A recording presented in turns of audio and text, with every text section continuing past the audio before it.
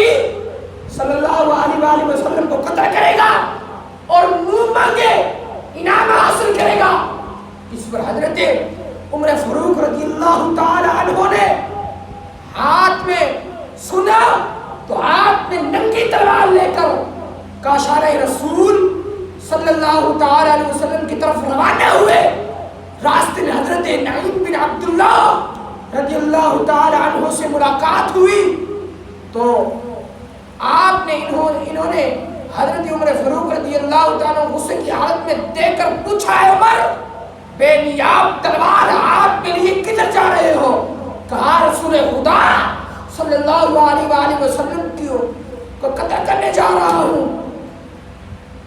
کا سر کاٹنے جا رہا ہوں۔ لیکن انہیں کیا علم تھا کہ محبوب خدا صلی اللہ علیہ وآلہ وسلم کی دعا کام کر چکی ہے، دعا کا اثر ہو چکا ہے، اور میں اب سر لانے کے بجائے سر دے کر آؤں گا۔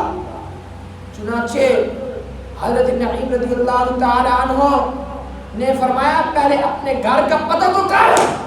وہ بولے اپنے گھر کا حال بھی معلوم ہے تم کو کہ ہمشیرہ مسلمان ہو چکی ہے، معلوم ہے تم کو؟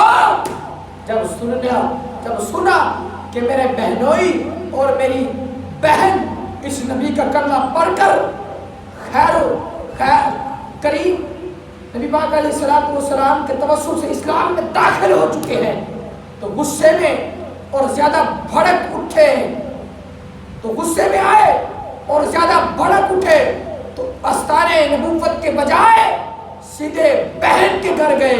اس وقت وہ دونوں میاں اور بیوی حضرت جناب رضی اللہ تعالیٰ عنہ سے قرآن مجید سیکھ رہے تھے۔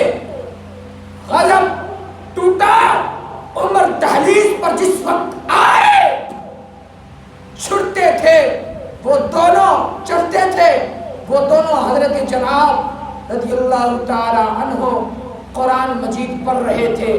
آپ نے دروازے پر دستک دی، پوچھا کون؟ غضبناک آواز آئی، کہا عمر آیا ہے۔ عمر کا کام، عمر کا نام سننا تھا کہ جسموں پر کپ کپی طاری ہو گئی۔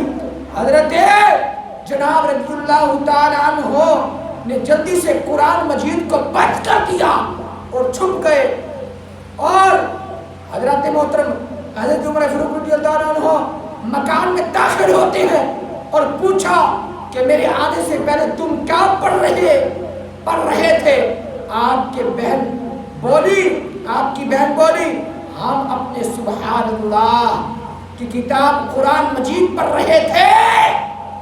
اس پر حضرت عمر فاروق رضی اللہ تعالیٰ کہنے لگے اس کا مطلب ہے کہ تم بھی اسلام میں داخل ہو چکے ہو؟ آپ کی بہن نے کہا ہاں میں اسلام میں داخل ہو چکی ہوں۔ عمر کہنے لگا بہن بہتری اس میں ہے تیری کہ اس اسلام کو چھوڑ دے ورنہ مرنے کے لیے تیار ہو جا۔ بہتری اسی میں ہے، اسلام کو چھوڑ دے ورنہ تو مرنے کے لیے تیار ہو جا۔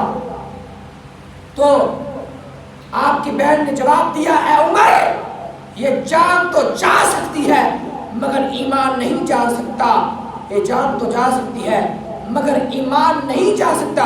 جب حضرت عمر فاروق رضی اللہ تعالیٰ نے بہن کی زبان سے یہ الفاظ سنے تو بڑی بے ترتیب سے مارنا شروع کر دیا حتیٰ کہ جسم لہو لہاب ہو گیا، مگر بہن پکار کر کہتے رہی بے شک مارو مینو میں درد نہ مول لے آوا جے سونا میرے دکھ وچ راضی تے میں سکھ نو چلے پاوا سونیا۔ پھر حضرت عمر فاروق رضی اللہ تعالی مار کر تھک گئے تو دل میں خیال آیا کہ پوچھو تو صحیح آخر وہ کون سی چیز ہے جس نے تمہیں اسلام کو چھوڑنے پر مجبور کر دیا؟ کہنے لگے جس نے تمہیں اسلام کو نہ چھوڑنے پر مجبور کر دیا۔ کہنے لگے بہن مجھے بھی دکھاؤ جو تم پڑھ رہی تھی۔ بہن نے کہا عمر لا یمسہ يطهرون.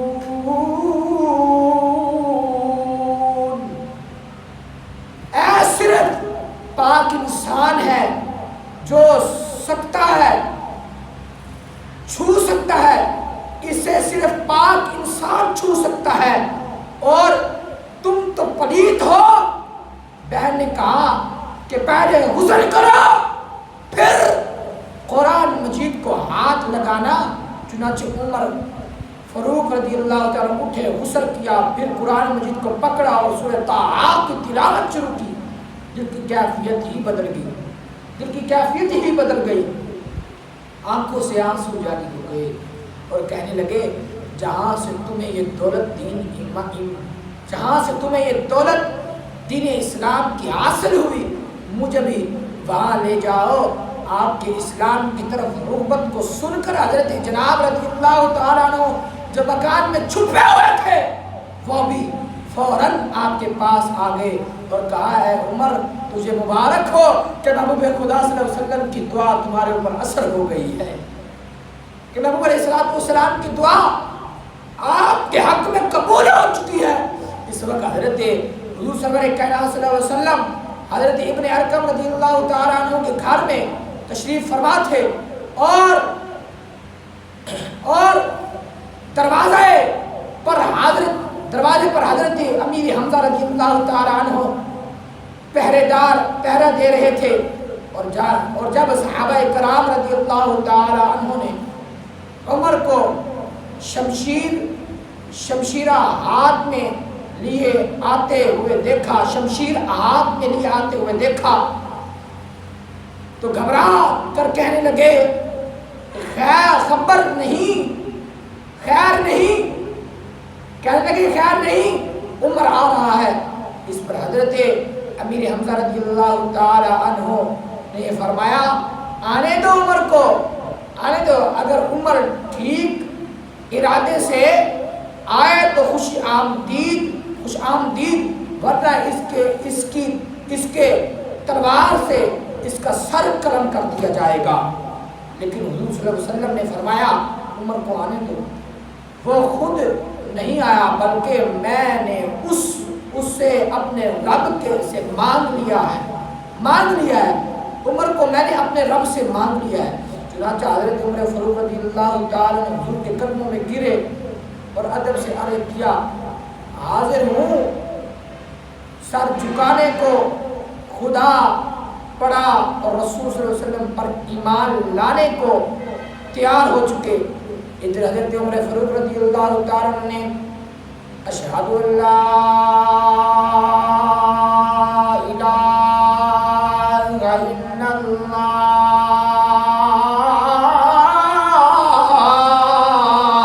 واشہد انک عبد اللہ اشہد ان محمدا عبدہ ورسولہ.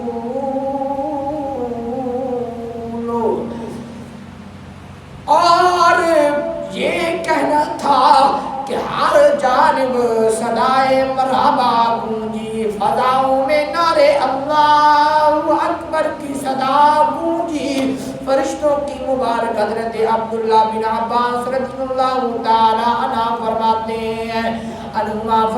ہیں کہ جب حضرت عمر فاروق رضی اللہ تعالی عنہ نے اسلام لائے تو حضرت جبرائیل علیہ السلام نازل ہوئے. فقال یا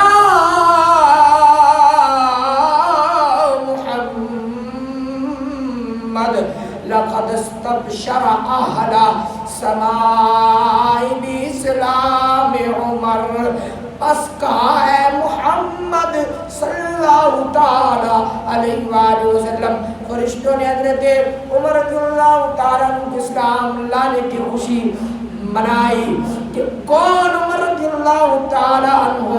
حضور سرور دو جہاں صلی اللہ علیہ وآلہ وسلم نے ارشاد فرمایا لو کان بعدی نبیہ لکان عمر بن الخطاب. اگر میرے بعد کوئی نبی ہوتا تو خطاب کا بیٹا عمر ہوتا.